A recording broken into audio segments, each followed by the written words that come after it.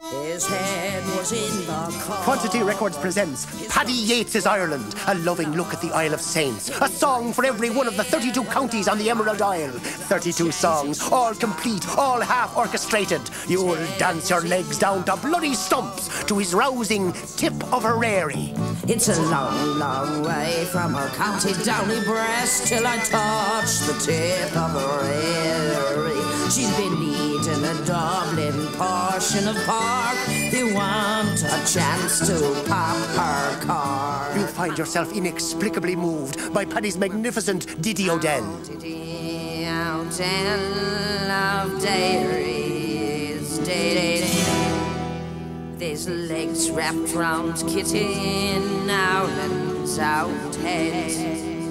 Had to cut off her head to bury poor Diddy. You'll thrill to his lyrical Whacked in Wexford, Cuckoo in Clare from Paddy's all-time hit record, The Vanishing Irish. This rig, she fondled the cow, it don't fear for the pig. Whacked in Wexford, Cuckoo in Clare, she's the life of that all the livestock there. All of the nothing I've led this rig, she fondled the cow, it don't fear for the pig.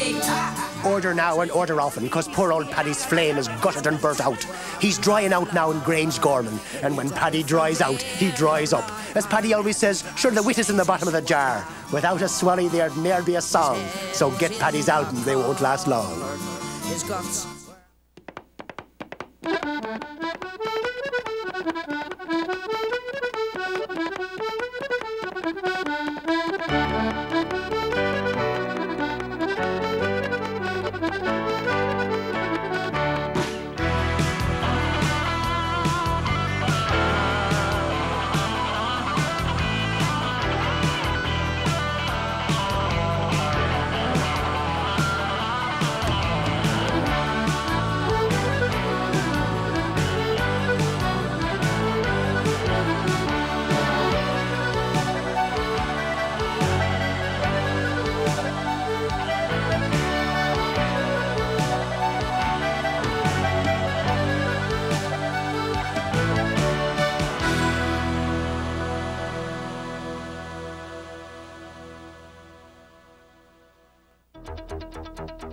The Jugular, with Barbara Frum. Canada, strong, brave, and free. Free for the taking. Whose country is it anyway? It's ours, of course. We took it from the Inuit and the Innu. Queen Victoria said we could, and we took it by divine might. God gives things to those who are strong enough to take them. But now the Innu are fighting back. They're objecting to the crew cuts they've been given by low-flying jet fighters on NATO maneuvers in Labrador. We talked to one of the West German flyers, Captain Hansfeld Horseflesh. No, Bobby, it's Horsfeld Hansen is the name. I'm sorry, that's what I did this morning when I fell off my horse, my Hansfeld Horseflesh. Captain Hansen, why is it so necessary to perform these dangerous and noisy maneuvers in Labrador? Why not back home in Europe? Well, Barbara, we cannot do these things in Europe because there are people there. Mm-hmm. But here, there are no people, only Eskimos and Indians. And they are very short, so there's less danger that they will be hurt or that their heads will be cut off. Yes. Also, these jets are very, very loud. They are very, very noisy, and this would disturb people in Europe. But here, there's no one to disturb. Mm-hmm. Just open spaces and Eskimos. And quite frankly, I don't understand what they are saying to me. So it's very different than in my country. Captain Hansen, thank you for this. Why not? What? What's wrong? You've got me? You're hooked? Let me go? Yes? Goodbye. You're gone. Get him off. What a charming man. At stake in Labrador is a full NATO base with spin-off jobs for a dozen lucky Canadians. We talk now to the Minister for War and Regional Development. Mr. Minister, why is a NATO base in Labrador so necessary? Well, Barbara, we're told it is necessary by our friends, and certainly we need these jobs up north for white people who don't want to be there. And if we take away the jobs altogether, then these white people will become quite ugly and possibly leave, and then you'll only have your Eskimo or Innu, whatever it is they insist on being called these days. What can we do to convince them that they too need space-age weaponry? Well, we're doing our best to change the situation. It takes time to obliterate a culture and reprogram stubborn native minds. These people cannot handle civilization. We've set up a liquor outlet there, and they've abused that. A fruity burgundy, a fine wine, the subtlety is lost on them. We've revoked their hunting licenses. We've denied them access to their old hunting grounds in order to give them an incentive to modernize. As you were saying earlier, we're frightening them into press-board settlements with supersonic jets, but these are just stopgap measures, Barbara. Are the Innu any good to us at all? Well, they're no good at all to fill out a grant application. They're constipating the organs of government with their lack of attention to detail. Quite frankly, our secretaries are at the end of their rope. During National Secretaries Week, they didn't even make an effort. I don't even think they knew what National Secretaries Week was. There wasn't a flower or a dinner given by the lot of them. Well, perhaps it's a little bit difficult to find a pick-me-up bouquet north of the tree line. Well, Barbara, you can make lovely carnations from coloured tissue paper. Our religious leaders have been up there trying to show them these skills, but there's a basic unwillingness to learn. I think all the tissue paper, grant applications and liquor in Canada is not going to change them. Mr. Minister, thank you so much. Thank you, Barbara. Good night.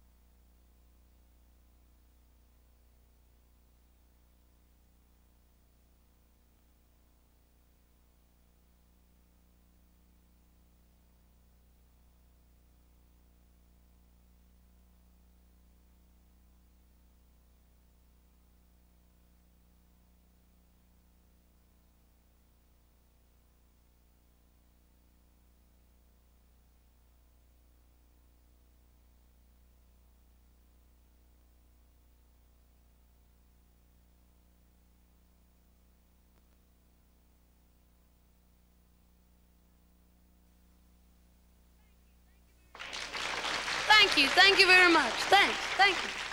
That's great. You know, this is my favorite part of the show, when we get to sit around here and talk about my early days in the Smokies. Like my granddaddy, my grouchy old granddaddy used to say, when he was all constipated and grumpy, he didn't want to talk to no one, and we'd be there at a family barbecue, you know. And he'd say, if any one of those puppy dogs farts, he's going up. And Granddaddy Digger, he'd take the can of gasoline and throw right over one of those pups and just light them up, you know. But they were the great old days, you know. We were all one great big family, I guess. We'd all sleep in the same bed, and we didn't know who was who. I guess I was lucky, because my parents weren't related. But tonight, you know, I got a special friend for you to meet. My cousin from the Smokies. He's a bit of a storyteller, a little bit of a comedian, a little bit of a tap dancer, really. A little bit of a mass murderer, too. He's the Dirty Dozen all rolled into one. Could you please welcome, right from the Smokies, my cousin Lester. Come on out here, Lester. Here he is. Isn't that great? How are you? I'd like to thank you for having me on the show, Cousin Dolly, and all folks back home. I'd sure like to say thanks a lot for those bags of used beaded dresses y'all keep sending down to us. Sure do come in handy. They sure do look nice on them hogs. Oh, you're kidding, Lester, and that's great. You're just kidding me around. That's great. Great to see you. Just a hint, though, Dolly, cash should always be appreciated, you know, in any form, in any flavor. Yes, that's true. He's not kidding. People do like to get money in the mail. Lester, you look good, except you look a little scruffy. Didn't they give you a bath before you came on the show? I've been 9 hours in the makeup chair, Dolly, getting all this dirt put on me just so I could look like an authentic person from the Smokies, and I sure would like to thank you for that, too. Well, you do, you know. I look a lot like you, don't I, without my hair and makeup and everything? Yeah, except, well, your hair's just like this, right? Except for you got that bald spot right there, right in the middle of your head. That used to give your mama some old going over she used to give you on that. You're gonna... Oh, that's great, Lester. Thanks a lot. There, but... Just go on out there, and I'll see you backstage. Thanks for coming on. He's great. Isn't he funny? There's no calls on my machine when I get home. I guess the heads are dirty on the tape deck of my life. I got $100 UIC check again this week, and it looks like my Buick's burning oil. And I'll never the darky-do out of the grooves of the sneakers of my life with you. And the buttons of my feelings have been stuck on pause since 1982. I hope life treats you kind and that you have all that you ever dreamed of. I wish you joy and happiness, but above all this, I wish you love and a house, a great big house like my house. Not like my house in the Smokies, but like a Barbie house, sort of. All kinds of people working for you, all kinds of great things you just can't get when you have a regular job. That's our show for tonight. Thanks for coming. Bye-bye. Last time on Best of Our Lives. Joe? I can't help noticing the way you're carving that turkey. Don't worry, Joe. That could have happened to anyone. Joe, we need a new brain surgeon at the hospital, and I wondered if you'd consider it. Gee, I just don't know. Perfect. You can start tomorrow. Great. Oh, Daddy, you're not making a mistake. Joe will be the best little brain surgeon Treadmill Falls has ever seen. Butcher! You killed my baby! It was a terrible, terrible accident. I thought the child's liver was the Pope's nose. Lies! And now, Best of Our Lives. Oh, my baby. My darling, beautiful baby. Mommy's little angel. Now that you've woken up from that nightmare where you were dead, where I thought you were, where you thought, where everyone thought you were dead, now you're well. You're alive! But you're going to have a perfect life. Mommy's going to make sure of that. No one is ever going to cut out your heart the way mine has been eviscerated. What are you doing here? I thought I told you never to come back. You can cut me out of your life, Louise, but you can't cut me out of Melissa's. Melissa? Our baby. Oh, our baby! Our beautiful baby! Toddler, beautiful toddler. You can't help her now. She doesn't need you. I don't need you. Everything is under control here. Melissa, have a seat. Daddy wants to talk to you. No. Melissa, no matter what kind of lies and filth Mommy tells you, I want you to know that Daddy's always there for you. No matter what kind of garbage and drivel Mommy spews, you just remember, there's always a place you can go. A quiet place to think and reflect. So no matter what kind of crap Mommy dishes Drop out, it! Melissa, Mommy's nerves are a little bit frayed right now. She needs to talk to Daddy alone. Would you go get Mommy a drink, please, like a little girlie? Oh, like Mom, like do I have to? March, young lady. Mommy wants a scotch. Scotch. A scotch.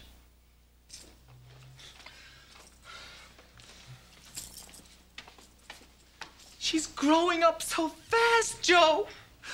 Right before my eyes. I made one for myself. You don't mind, do you, Mother? Melissa. Oh, Daddy, let's get out of here. Let's go for a walk or something. I just can't bear this prison any longer. Melissa! Prison? Melissa! My baby!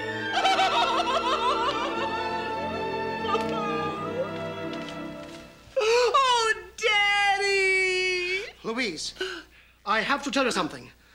I'm not your daddy. What? But I've always loved you. And I want to help you to raise that baby. Oh, what baby? This baby.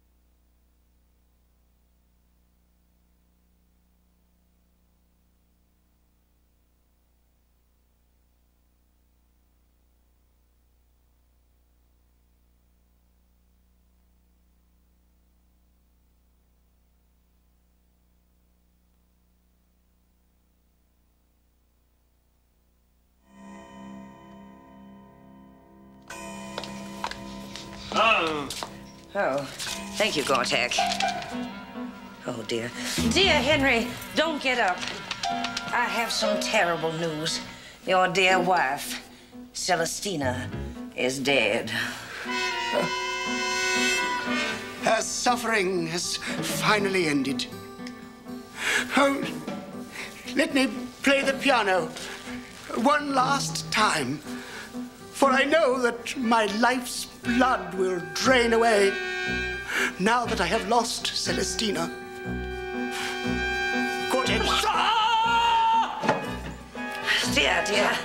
Dear Gortek, perhaps you should leave. Doubtless Henry would like to be alone.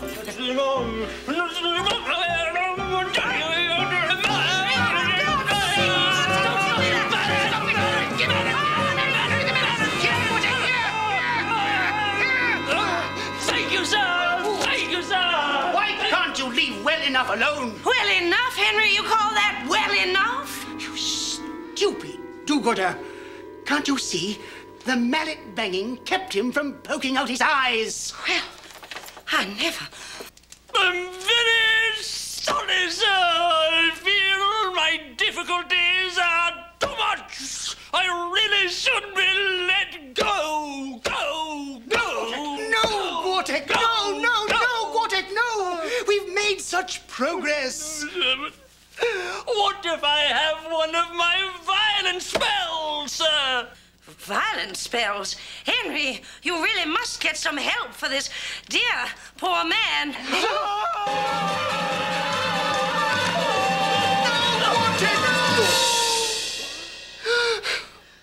You fool!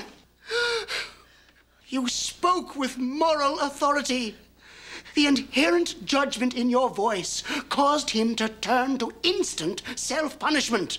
The way you referred to him as the poor man revealed and encapsulated the history of your class's domination of his. His guilt over his forebears allowing that to happen has caused him to impale himself. Henry, I simply do not understand. I can't quite get a grasp of it. Does Celestina's death suddenly mean nothing? No. It means that we are together forever. Henry! Henry, let up, Henry! Henry, go! How can you do this? You hated Lady Celestina. You are horribly unfaithful to her. No, stop it!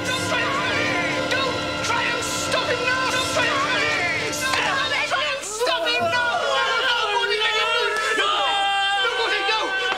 No, please, I beg you, no!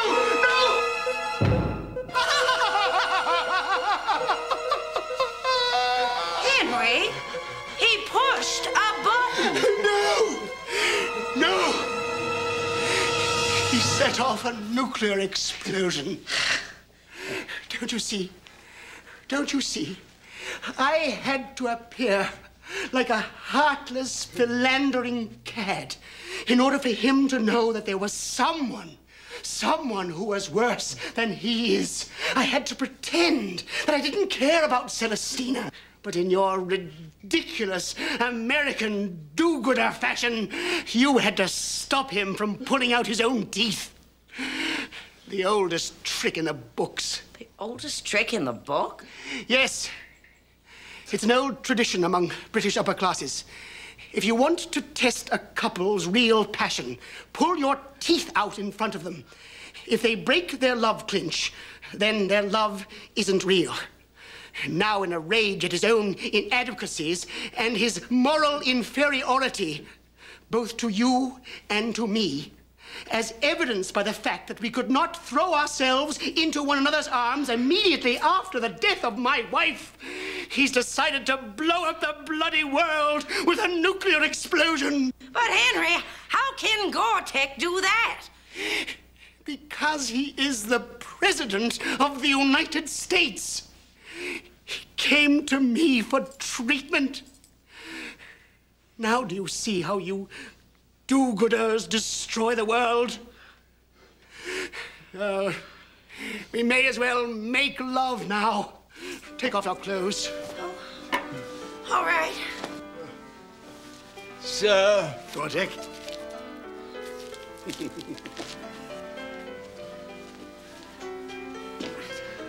Just can't undo my dress, Henriette.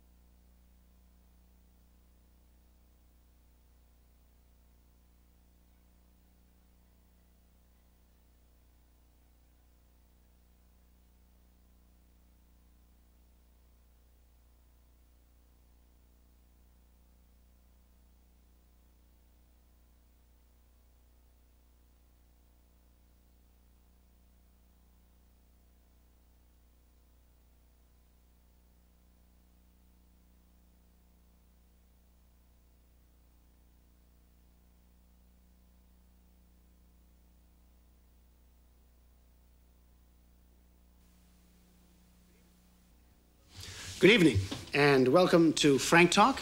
My guest tonight, Vave Gladney, well-known talk show host and now author. Ladies and gentlemen, let's hear it, please, for Vave Gladney. Hello, Frank. How are you? Welcome, Vave. Welcome. Have a seat. Vave, you've been on the talk show circuit now for, well, a fair while. I guess most of you have been on this side of the desk. That's right, Frank. I've had a bundle of shows, as you know. I had popovers in politics in the early 70s, and then I moved on to donuts and development. We had croissants and creativity. And Vave, because of these shows, you've been credited with bringing feminism to the masses. How do you respond when people say things like that? Well, you know, Frank, it's great to be a woman, especially considering the alternative. Because these days, things are looking up for women. We burn up more calories these days just making choices, whether to bake a batch of cookies or to teach at the university, you know. Exactly. But what about this new pressure? I mean, women are still expected to be the homemakers, yet at the same time, they're expected to compete in this larger world. You're right, Frank. And no matter what they achieve, they're still hung up on the old be thin and win routine. Bull. I have always had a few pounds on. I've never had any trouble getting a fella. More trouble getting rid of them, tell you the truth, as you know yourself. You know, I remember when I was 9 months pregnant, and this is true. The fellas up on the construction, up on the building, they would call out, I'd say, are you serious? I'm a balloon! Honest to God, Frank, sometimes I'd like to whip up the shirt and the bra and the whole works and say, look at what you're whistling at. Look at the ravages of childbirth and the years of rough handling. Okay, so you're talking about sexual harassment. Okay, then is it a real issue or is it media hype? Well, if my husband, Bob, had sexually harassed me more, I believe we'd still be together today. He was one of those people, you know, that thought that sex was like doing the dishes. If you did it badly enough, you wouldn't be asked to do it again, you know. Okay then. So have men changed? Have men progressed? Of course, men today are different. They're changing and growing. They have to, or we beat the shit out of them. But they're not afraid to let their feminine self out, you know? They're not afraid to get a perm or wear perfume or pantyhose. But they'll never have it as tough as a real woman, Frank. No. So many things can happen to you. Your uterus can fall. No. I hope that doesn't happen to me at Loblaws. And that old birth control is not fixed yet. I had my IUD out. I had somebody else's period last month, not my own. So if anybody out there missed their period, don't worry, I had it. And those old condoms, you'd have to be a man to come with one of those on. Okay, Vave, that's our show for tonight. Now, before we go, any last-minute advice to any women out there? Yes, indeed. Stay on top. Don't get under it. Stop putting yourself down. Everybody's bum gets dimply. And don't watch those exercise programs. They're depressing. Okay, Vave. Thanks a lot. And don't pick up men. They're too heavy. You'll put your back out. Okay. And remember the Vave Gladney motto. Ask not what you can do for Buddy, but what Buddy can do for you. Okay, that's our show for tonight.